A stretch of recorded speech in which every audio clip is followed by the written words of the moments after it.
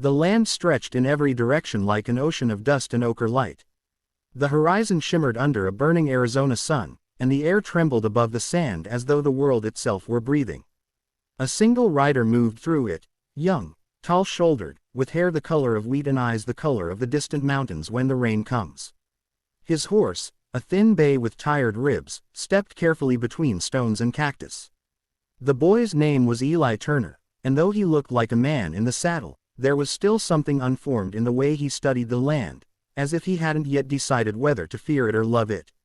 He had come west from Kansas after his father's death, chasing the promise of 40 acres and a sky unbroken by chimney smoke. The papers in Tucson had called this territory the New Eden for farmers, but the only thing that grew without struggle was the wind. Eli's father had spoken of courage as though it were seed, something a man planted and waited to see if it took root. Eli wasn't sure it had yet sprouted in him. He still thought sometimes of the train that had dropped him in a land of scorpions and mesquite, how small he had felt stepping down into that sun. For a week he had been trying to mark a boundary line for the piece of land he hoped to claim. The soil was dry and stony, each fence post took hours. His canteen was half empty, and when he lifted it, the sound of the water inside made his throat ache. He was not lost exactly, but he was farther from his shack than he should have been when the sun started to drop. Evening came fast in the desert, one moment gold, the next a bruised purple that swallowed the world. He found the dry bed of a creek and decided to follow it. There might be water, or at least shelter in its bends. As the shadows lengthened, he dismounted and led the horse, his boots kicking up gray dust that clung to his trousers. He was thinking of how much farther he could go before he'd need to make camp when he heard something, a whisper of movement ahead, faint as a breath. He froze. The horse's ears twitched, and Eli's hand went instinctively to the rifle slung at his back. He waited. The sound came again, a soft rustle, then a low voice, rhythmic, strange. It wasn't English. It was the language of the land before men like him had drawn lines across it. He swallowed hard, heart pounding. Stories had drifted through every saloon and freight depot from Abilene to Tombstone. Stories of raids, of settlers gone missing, of vengeance for broken treaties. Yet, there were other stories too, quieter ones, of Apache families who wanted only to live where their ancestors had buried their dead. Eli had never met one in person. Now, it seemed, he might have no choice. A flicker of motion caught his eye, a figure crouched by the rocks ahead. He could see the curve of a bow, the glint of obsidian. Another shape moved in the dim light, and then another. 3 of them. His mouth went dry. He thought of the rifle again but knew that to raise it now would be the same as signing his own death. Slowly, carefully, he lifted his hands, palms open. The nearest figure straightened. She was smaller than he expected, slender, wrapped in a dark blanket that shimmered faintly in the twilight. Her face was calm, unreadable, the skin bronze and smooth as river stone.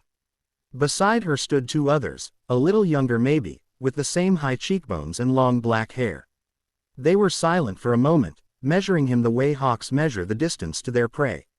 Finally, the eldest spoke, her voice quiet but steady. "You come alone," she said. Her English was careful, accented but clear. "I do," Eli managed. "Just me and the horse." She studied him longer, then nodded toward his canteen. "You have water." "Not much," he said, and then, on impulse, added, "You can have it if you need." Her expression didn't change, but she stepped closer. The other 2 watched from behind her. She took the canteen, tilted it, and poured a trickle onto her fingers. She rubbed it between them as if testing whether it was real, then handed it back. "You not from here," she said. "No, ma'am," he said softly. "Kansas. I came to farm." The younger sisters exchanged quick words in Apache, too fast for him to follow. The eldest listened, then said something back that made them quiet again. When she looked at him next, her eyes were not hostile, only curious. "You afraid of us?" Eli hesitated. "I don't know," he said honestly. "Maybe a little." She seemed to consider that. "Good," she said. "Fear makes the heart stay awake." He wasn't sure what she meant, but he nodded anyway. The wind had cooled. The stars were beginning to burn in the black sky. He thought maybe he should go, thank them, mount up, and leave, but before he could move, she said, "You hungry?" He blinked. Yes, ma'am, I suppose I am. She motioned for him to follow. Against his better judgment, he did. They led him to a small hollow where a fire burned low, hidden by rocks. The smell of roasted rabbit filled the air. One of the younger women handed him a piece of meat on a flat stone. He took it with a trembling hand. They ate in silence at first, the only sound the crackle of fire and the whisper of wind through dry grass. After a while, the eldest spoke again. You build house. Trying to, Eli said. Ground's too dry. Can't find water. She nodded slowly. This land does not give to strangers. It waits to see who is patient. He smiled faintly. Then it's testing me, I guess. The three sisters exchanged glances, and the youngest laughed softly.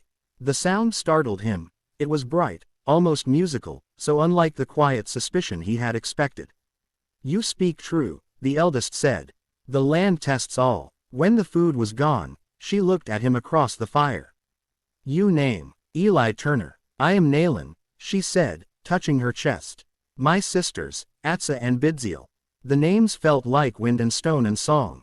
He repeated them, careful not to stumble, and they smiled at his effort. They spoke a little more, broken words, gestures to fill the gaps. Eli learned that they were traveling east to find kin near the Chiricahua Mountains. Their father had died in a skirmish with soldiers 2 winters past, their mother followed soon after from sickness. They had been wandering since.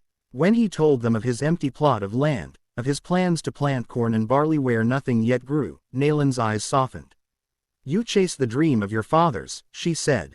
We chase their ghosts. He didn't know how to answer that.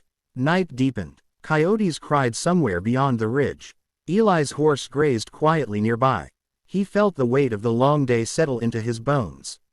The sisters murmured to one another in low tones, their voices blending with the wind. He closed his eyes, just for a moment, and when he opened them again, the world had shifted. Nayland was sitting closer, the firelight painting her face in gold and shadow. You will go in the morning, she said. The soldiers ride this way sometimes. He nodded. Thank you. For the food, the fire. She studied him for a long breath, then said something in Apache that he didn't understand. Seeing his confusion, she repeated it in English, slowly. We never touched a white man before. The words hung between them, heavy with meanings he could not name. He wasn't sure if she spoke of fear, or taboo, or simple truth. Before he could ask, she reached out and touched his hand lightly, as if testing the texture of his skin. Her fingers were warm, calloused from the bowstring. For a heartbeat neither moved. Then she withdrew, gaze distant.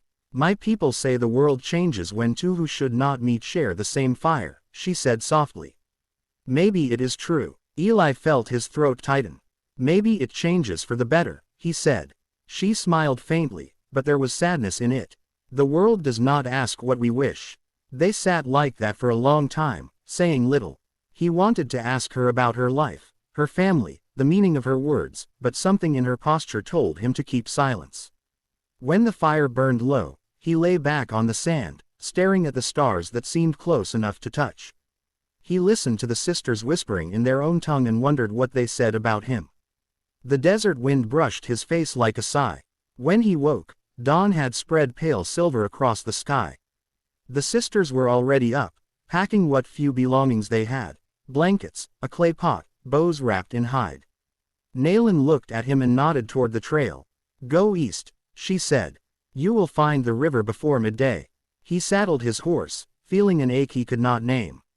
Will I see you again? He asked. She didn't answer for a moment. Then she said, the desert remembers every step. If our paths cross again, it will be because the land allows it. He nodded, unsure what else to say. He started to turn away, but something made him stop. He reached into his saddlebag and pulled out a small tin cup, the only spare he had. For water, he said, offering it to her. She took it gently. For life, she replied. He mounted the horse, and for a moment they simply looked at each other, the young farmer who sought roots and the woman who belonged to the wind. Then he turned and rode east as the sun rose, painting the desert in fire. He didn't look back until the land swallowed them from view. For many miles he rode without thought, the rhythm of the horse's gait lulling him into a kind of trance. He found the river as she had said, a thin ribbon of green winding through the sand. He dismounted, filled his canteen, and washed his face. When he looked at his reflection in the water, he thought he saw not only himself but the faint shadow of 3 women standing behind him, their faces calm and watching. In the days that followed, he could not shake the memory of them. He dreamed of their laughter, of Nalen's hand against his, of the strange stillness of that night. He planted his first seeds, built his fence, and tried to forget, but the desert had other ideas. Every wind seemed to carry a whisper of their voices. Every sunset painted the sky with the same color as her eyes. Weeks passed. A soldier patrol came through, warning of hostiles seen near the mountains. Eli said nothing. He only nodded, jaw tight, and watched them ride away. The word hostile echoed in his mind like an insult he could not speak aloud. Then one evening, near the line of his fence, he found tracks, 3 sets of footprints, light but sure.